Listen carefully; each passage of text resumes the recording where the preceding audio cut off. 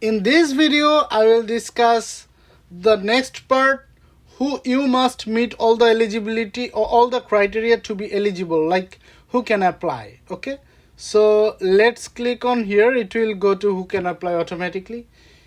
You see we are in who can apply. Okay, so eligibility. What is the eligibility? How you can obtain a super visa? What you need to have?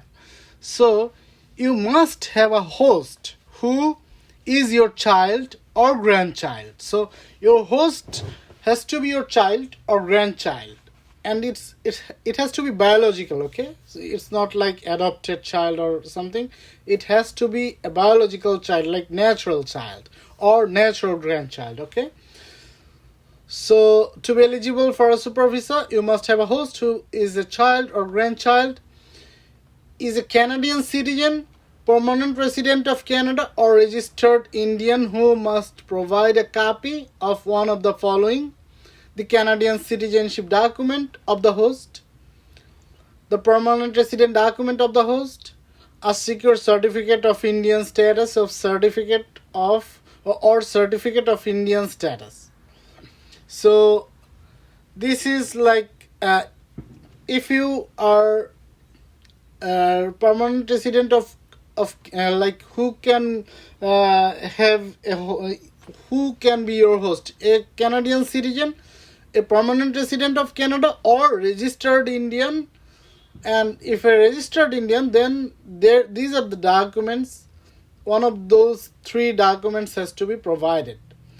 Is at least 18 years old and lives in Canada. So your host has to be in Canada and also needs to be at least 18 years of age. Okay, at least 18 years old, and meets or exceeds the minimum necessary income. So what is the minimum necessary income? Let's click on here. So if the family member, minimum amount of money you need to immigrate to Canada based on the size of your family.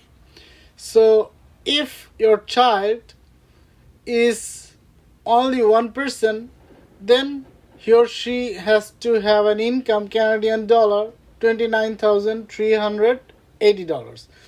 For example, your child is living in Canada, so one person, so he or she is here having this income. This is the minimum. But when you will go, you will be included. So there will be two members, right? So he or she needs to have the income of $36,576. If your child or grandchild has a spouse and you are also going, so you will be a member of three people. You will be a family of three people, right?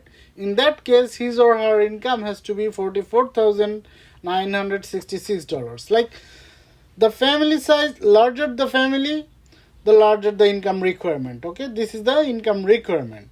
So this is like, you have to understand how many people including you will be, the family size. According to the size, this is the income criteria, how much minimum income your child or grandchild needs to have to let you go to Canada, okay, as your host.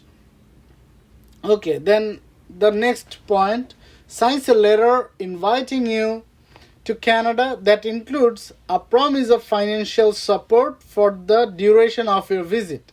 So your child or grandchild has to have an invitation letter that will be signed, and you will be invited to Canada with a promise of financial support. Okay, in that letter, he or she has to promise that he or she will support you financially during the stay of yours. Your child or grandchild's spouse or common law partner can co-sign the letter if they are a Canadian citizen or permanent resident of Canada. So if like his, her, or her income is like less, then he or she will be added person in that letter. Okay, so the application becomes stronger and the invitation also becomes stronger because he or she is applying with the spouse, like inviting you with the spouse, so there are two people now, not one, just one person. So it is going to be a stronger invitation, okay? And the income level is also rising if he or she works in Canada. So there will be a much more beautiful opportunity for you to get granted the like super visa. And then signs the letter that includes the list and number of people included when you calculate your family size to determine the minimum necessary income. So including the name and date of birth also. In that letter there will be a list including the name and date of birth and number of people included when you calculate family size to determine the minimum necessary income.